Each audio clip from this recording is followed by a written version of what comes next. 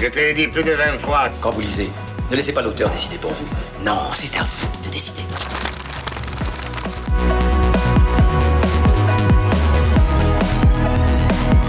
FDL, la fréquence des loisirs, c'est l'instant fréquence des lectures pour les fans de lecture. Cette chronique vous est présentée par Françoise. C'est l'instant manga.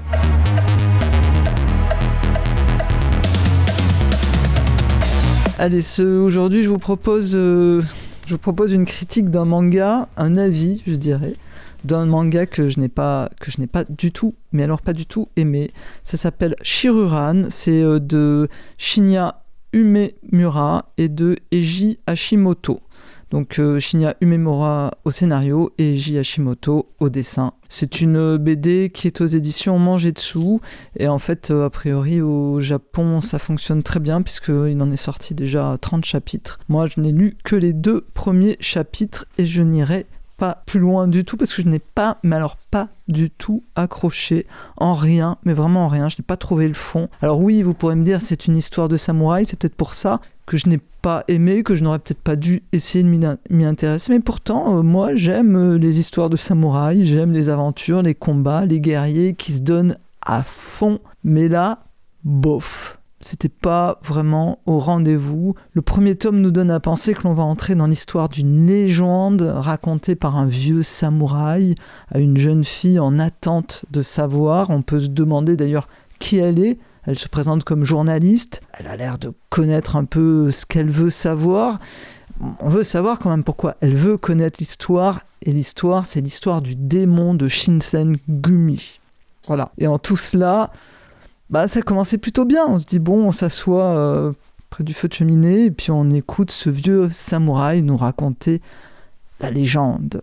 Et le premier tome, oui, le premier tome, c'est vrai que c'est souvent l'occasion de faire connaître les personnages et c'est le cas. Toshizo, notre héros, c'est lui qui va être le grand héros de cette grande légende, nous entraîne dans ses premiers combats. Il est jeune, il a tout juste une 20aine d'années, il aspire juste, lui, à être le meilleur au combat.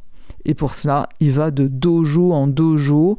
Pour rappel, au Japon, un dojo, c'est un lieu pour apprendre les arts martiaux. Il y a un maître qui est là, et puis ils combattent, et puis ils deviennent de plus en plus forts. Donc lui, Toshizo, lui, il va de dojo en dojo afin de provoquer les élèves, parce que il n'a pas de maître. Et c'est le seul moyen qu'il a trouvé de devenir de plus en plus fort, c'est d'aller dans ces dojos, de provoquer les élèves, et de les combattre.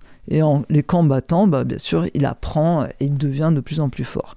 Il gagne bien sûr ses combats et pour gagner sa vie, il vend des plantes médicinales à ceux qu'il a combattus et donc blessés. Il les tue pas, il n'y a pas de... C'est bien dit, il les tue pas, il les blesse, c'est juste... ils combattent avec des épées en bois. Mais voilà, il finit dans toutes ses aventures, il finit par tomber sur plus fort que lui et il tombe sur un maître de dojo qui est vraiment très très fort et il est apprécié des différents élèves et du maître et finalement il est accepté dans cette école de dojo. C'est une école de dojo un peu particulière parce que elle a quand même un peu mauvaise réputation puisqu'a priori elle semble accepter tous ceux qui sont un peu laissés pour compte, mis de côté. C'est comme ça que ça commence. Je sais pas trop quoi en dire de ce premier tome, je vais pas tout vous spoiler, on sait jamais, des fois que vous ayez envie de le lire malgré tout.